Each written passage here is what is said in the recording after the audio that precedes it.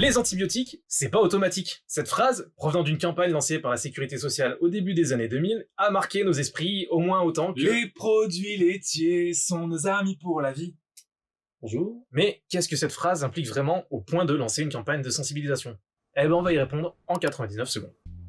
Bon déjà, c'est quoi un antibiotique? Eh ben c'est le médicament le plus puissant et le plus efficace qu'on ait pour se défendre contre les infections bactériennes. Et bactériennes uniquement, pas virales. En gros, si on devait comparer une bactérie à Superman, l'antibiotique ce serait la kryptonite. Les antibiotiques ne font pas la différence entre bonnes ou mauvaises bactéries. Comme vous le savez sûrement si vous avez regardé ce 99 secondes, notre corps, et plus particulièrement nos intestins, sont peuplés de milliards de bactéries dites bénéfiques, parce qu'elles sont utiles pour notre digestion, pour notre système immunitaire et pour notre santé en général. Du coup, consommer de fortes doses d'antibiotiques dans des cas qui ne sont pas nécessaires ou sans avis médical, dans le cas d'un rhume, d'une grippe ou de toute autre maladie qui ne serait pas provoquée par une bactérie, est comme lâcher une grenade au milieu de toute cette population de bactéries saines, ce qui déséquilibrera complètement notre santé, mais laissera aussi la place à des bactéries pouvant être néfastes et résistantes aux antibiotiques. Et c'est ce qui nous amènera au deuxième point. À force d'être en contact avec ce qui les détruit, les bactéries, par un processus de sélection forcé par l'antibiotique, vont apprendre à se défendre face à lui et peuvent y devenir résistantes. Parmi des milliers de bactéries tuées, il suffit qu'il y en ait une seule qui devienne résistante à l'antibiotique pour qu'apparaisse une population entière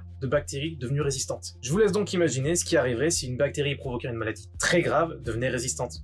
Aucun moyen de se défendre. Et c'est déjà ce qui est en train d'arriver, notamment avec les infections nosocomiales. Et tout ça pose un vrai problème de santé publique, dû à l'utilisation massive des antibiotiques, dans la santé, l'élevage, etc., qui fait qu'on est dans une course contre la montre pour trouver de nouveaux antibiotiques performants, certains n'étant déjà plus utilisés car plus efficaces. Mais l'espoir est toujours permis, et je vais vous le montrer en 3 points. Premièrement, la résistance peut être réversible, quand la bactérie n'est plus en contact avec l'antibiotique pendant un long moment. Deuxième point, de récentes recherches, notamment en intelligence artificielle, ont permis de découvrir un nouvel antibiotique, l'allicine. Et troisième point, les bactériophages, qui sont des virus infectant uniquement la bactérie, et qui pourraient être prometteurs dans le traitement des maladies infectieuses bactériennes.